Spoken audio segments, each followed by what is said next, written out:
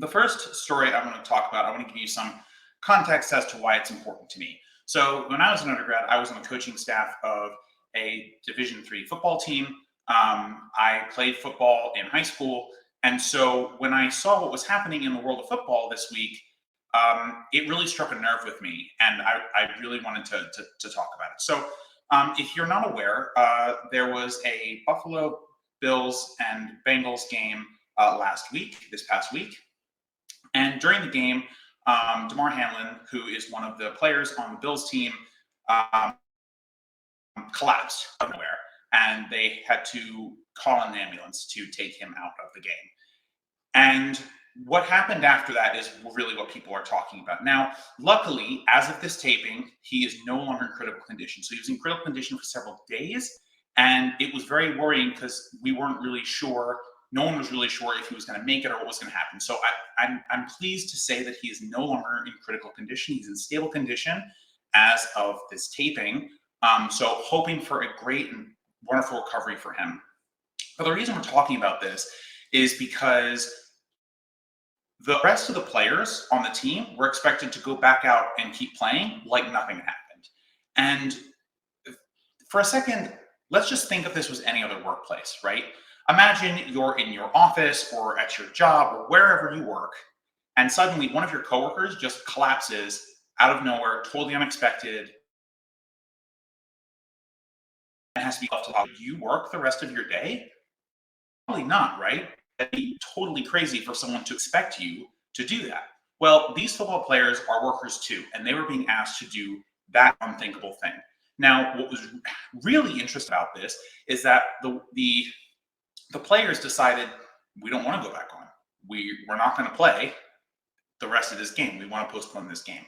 And the NFL is getting a lot of credit now for postponing the game. But when you talk to the players themselves, the interesting part of this is that they say, no, actually, the NFL wanted to play. The owners wanted us to keep playing. But it was us, the players, who told our union reps and told them, look, we're not going back out. So we can sit here all day or you can postpone the game. And eventually that worker pressure, by the way, both teams is the Bills did it first, and the Bengals reportedly told their union rep, if they're not going on, we're not going on either.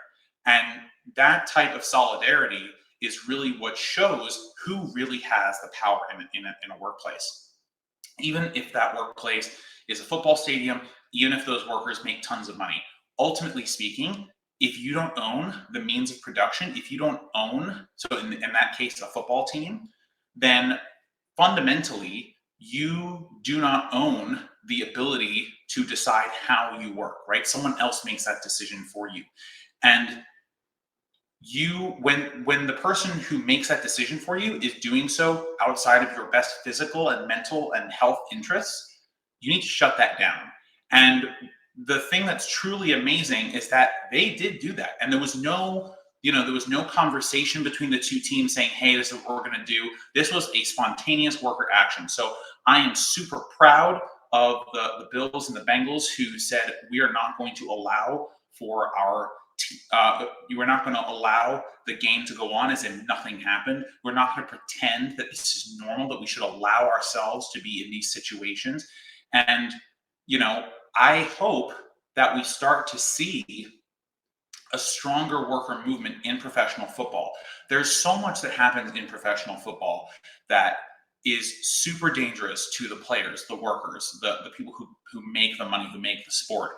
And paying them as much as they get paid does not remove those dangerous conditions. It's all well and good to be paid a ton of money, but what happens if you die suddenly? What happened if Damar Hamlin died? All that money would have been for naught. His life would have been cut incredibly short. And a lot of these players die shortly after anyway from CTE and from terrible head injuries and multiple concussions and things like that. So it's important for them to take matters into their own hands, to decide when they are and are not comfortable playing, and for the ownership and for the NFL to recognize that you have to treat workers with dignity regardless of how much you pay them.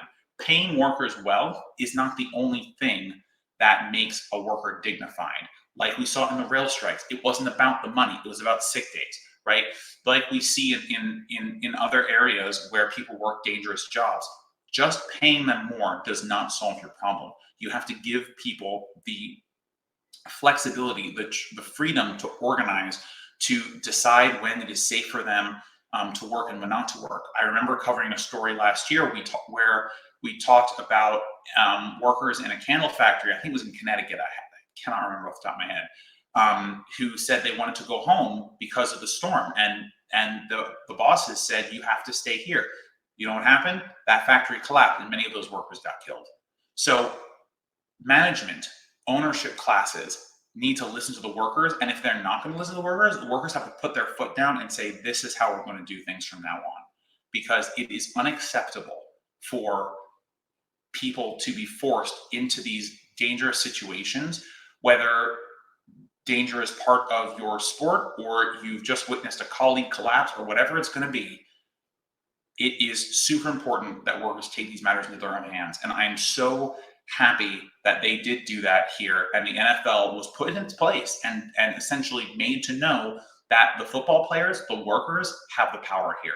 And just the last point, again, I'm super happy that Damar Hamlin is no longer in critical condition, that he's in stable condition.